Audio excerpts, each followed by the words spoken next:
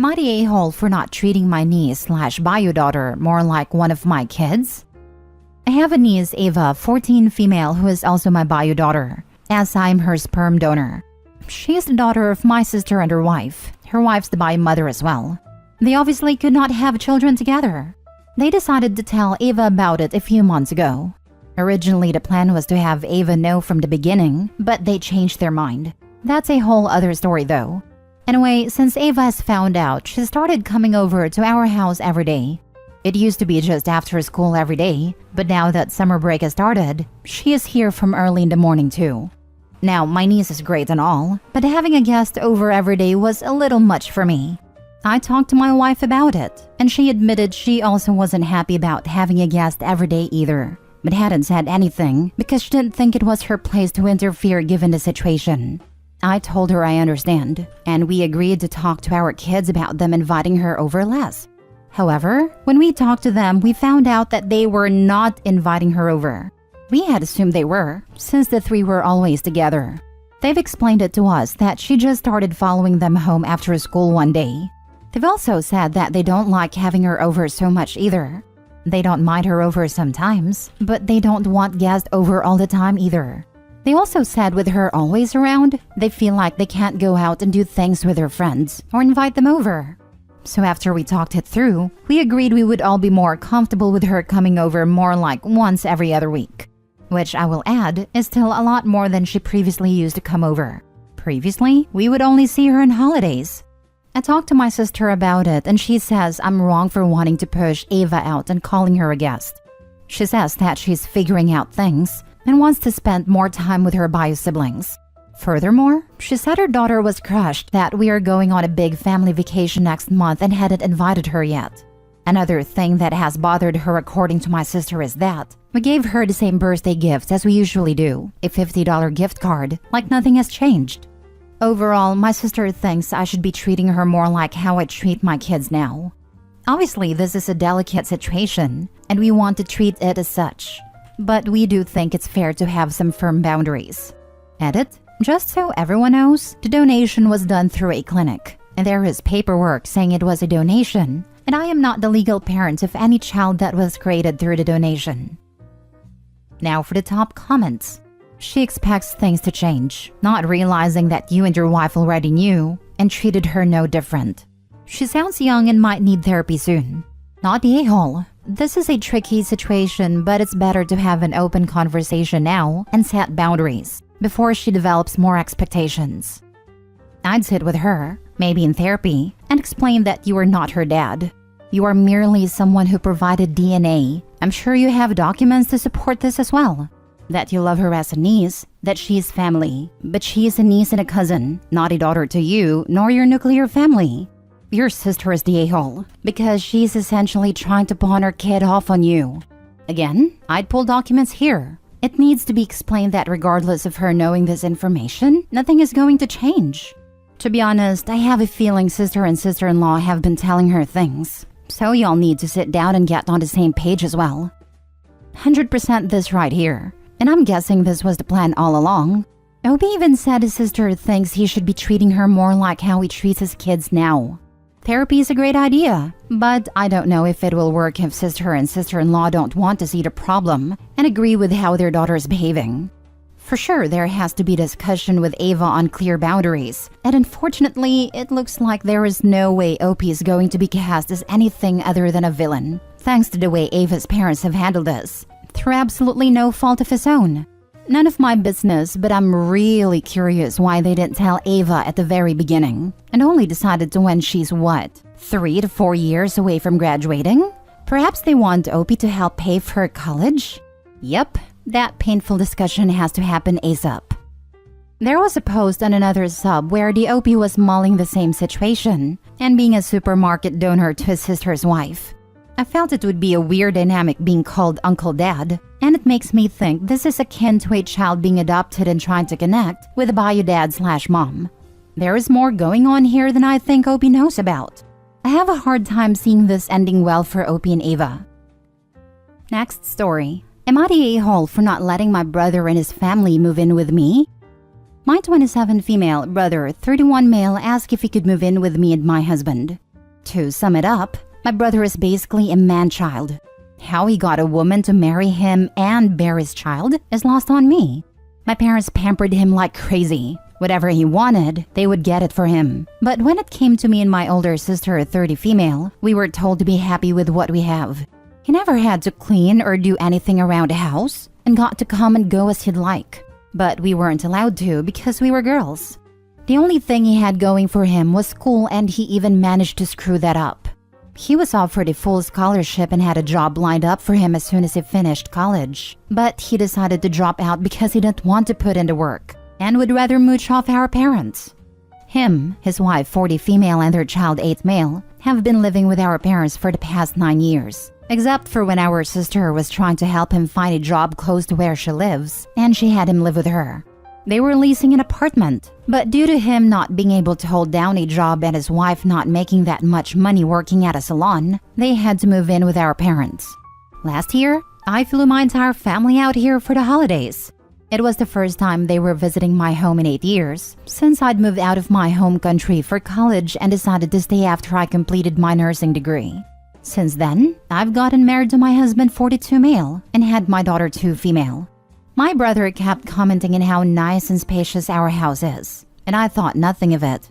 It wasn't until when it was time for them to leave that my brother asked if him and his family could come live with us, seeing as we have more than enough space to accommodate his family. We live in an 8-bedroom/7 bathroom home, so he says it wouldn't be an inconvenience if they were to live here. But based on my brother's track record, he would absolutely find a way to inconvenience us. And according to him, he is going to try and find a job. But I don't believe him. When he couldn't get through me, he tried to get our parents to convince me and even tried to pressure my husband into agreeing. He almost agreed to it to keep the peace, but I stood firm. It's been 6 months since we've had that argument, but they still haven't let up. Edit? For those of you worried that we're wasting money on a big house and don't need those extra bedrooms, my husband has a big family, so we sometimes host them. And we do also foster kids, so we want to make sure we have enough room. And some of you misunderstood me. I didn't let my family move in with me. They were just visiting. Not a-hole. He isn't your child. You aren't responsible for any adult other than yourself. This might be the first time in his life he's ever heard no. Your responsibility is to your child and your husband. Your mooch brother moving in would not be in the best interests of your child or marriage. Your brother would stress you out and add more to everyone's workload around the house, taking away from the attention you're giving to each other and your careers. Whatever stress you're dealing with now from his persistence is a fraction of what you'd get if he moved in. There's only so many hours in a day. Don't allocate any to raising a man-child. I have had certain family members who are not used to being denied anything. Others were expected to move mountains to get them what they wanted. They would nag, beg, and complain, to the point of physically following me around the house and would attempt to guilt trip or manipulate to get their own way. These were adults. It doesn't end with these types. Nothing convinces them that they won't eventually be successful if they just keep up the pressure. Not a-hole. He will just become your responsibility to take care of. He won't appreciate it, and it will damage your relationship much more when you ask him to move than saying no to him moving in.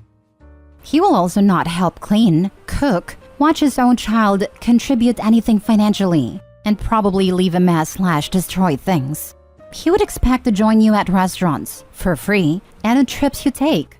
I wouldn't even let them stay for a weekend. Yep, I absolutely see this as a nightmare. No contributions. He's definitely not getting a job. And if they're moving from as far away as it sounds, wife won't have a job either. They'll trash the place and expect you to fix it. And expect you treat his family the way you treat your own. Trips, meals out, movie nights, expensive gifts, etc. Host people without telling you or inviting you. So you have to leave or stay in a designated area for the duration. I definitely see him as the type that demands resident privileges when they're planning a party and insists they are guests when there's housework to be done. They'll probably have more kids, since there's so much room, and you will never get them out. It sounds like you and your husband are doing well financially, probably better than your parents, and he wants to take advantage of that improved lifestyle. I see 20 to 30 years in the future, they are still living there, as are their now adult children and their spouses and kids. because you can afford to support them all. Don't do it. Your parents are pressuring you because they don't want to deal with him anymore. He is pressuring you because he sees your house as an upgrade he can live in without having to contribute financially or physically. Next story. Am I the a-hole for not transferring the social pension I am receiving from the state to my mother? I, 18 female, have been receiving social pension from the state since my father passed away in 2017. At first, it was my mother, 54 female, who received the money on her account. But as soon as I turned 18 in 2022, the money started going to my account. My mother immediately told me to sign a document that would allow her to keep receiving the money on her own account. And when I refused, she yelled at me and generally tried to guilt trip me into caving in. So I felt I had no choice. Fortunately, my country's law didn't allow it, so I kept receiving the money. Then she told me to transfer the money to her, so I did, but she only allowed me to keep a ridiculously small part of it. The social pension is around $614, and she only let me keep about $25. Then her final offer was $50. I just want to be independent with my own money, save for college, my future, etc. Yet she claims that I will only waste it for treats.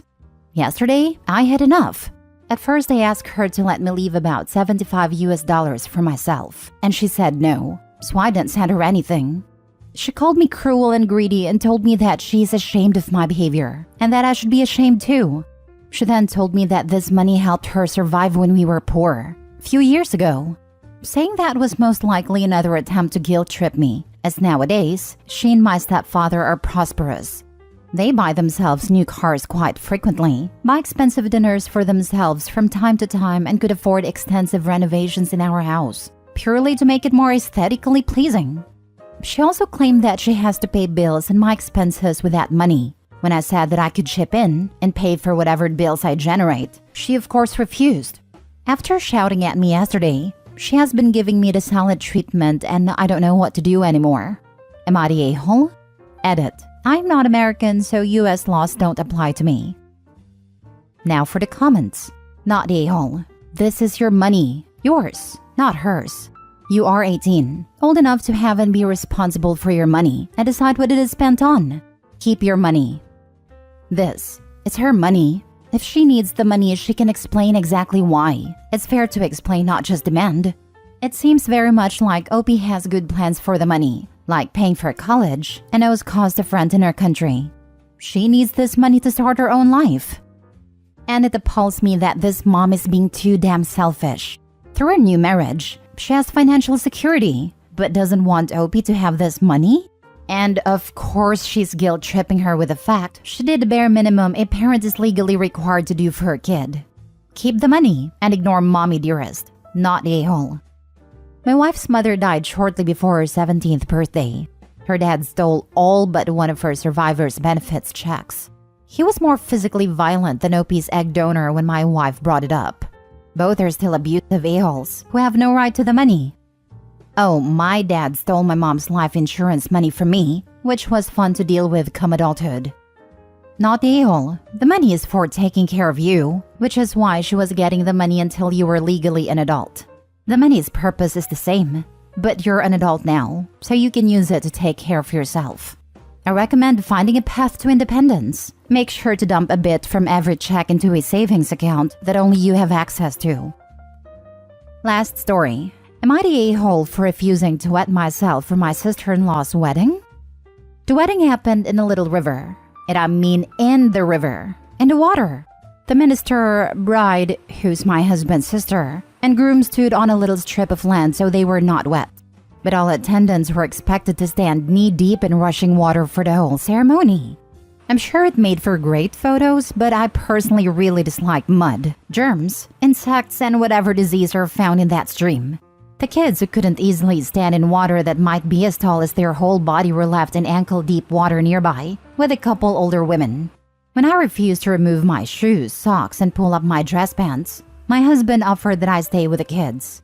I said no, I refuse to walk into that water, even if it's just ankle-deep. Apparently, most people there knew about the water thing, but I didn't. My husband knew, but claims he forgot to tell me. The ceremony could have easily moved forward with me standing on the shore, just a few feet away from the kids. But no. The bride and groom apparently refused to start until every person was in the water, and my husband waded in the water back and forth between his sister and me to mediate.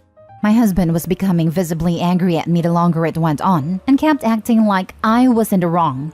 The bride and groom eventually relented and the ceremony went on, delayed by maybe 30 minutes. Then in the after party, I felt that I was being avoided by everyone else, including my husband. That was nearly 2 weeks ago. My husband was stone-faced and refusing to talk to me about it, or about anything at all for several days. And when he started talking again, he refused to address the wedding beyond telling me that I humiliated him in front of his family, and he refuses to talk about it any longer. Things like, I will get really angry if you keep bringing up this topic. Put it to rest, and I will try to forget what you did. But I feel like I did nothing wrong. I feel blindsided, because if I'd been told in advance what the wedding entailed, I would have faked a stomach bug and not attend a damn thing at all. Am I the a-hole? Major, not the a-hole. That's information you need before the wedding. Like, well before the wedding. Firstly, whatever clothes you wear will probably be ruined. Secondly, you need to bring towels and a change of pants. Thirdly, it's perfectly reasonable not to want to stand in a river/creek water for any reason at all. Your spouse is a massive a-hole for not telling you in advance, and a couple are massive a-holes for refusing to go on without you in the water. Don't feel guilty. This is on them, mostly your spouse and not on you. The idea sounds absolutely insane. I assume it's the US because there is no way a whole wedding party would put up with crap like that in the rest of the world. Not the a-hole. Stupidest thing I have ever heard of. Obi's husband is the a-hole too. OMG, I would have noped my way out of there and left. Not a-hole, and frankly, I don't think he forgot to tell you. He purposely didn't tell you, figuring they'd get you to go along with it when you found out in the moment. I've been considering that possibility as well. If that is truly the case, I fear the problem runs deeper than this incident, because I don't think I can stay married to someone lying to me explicitly to manipulate me into doing things he knows I wouldn't want to do.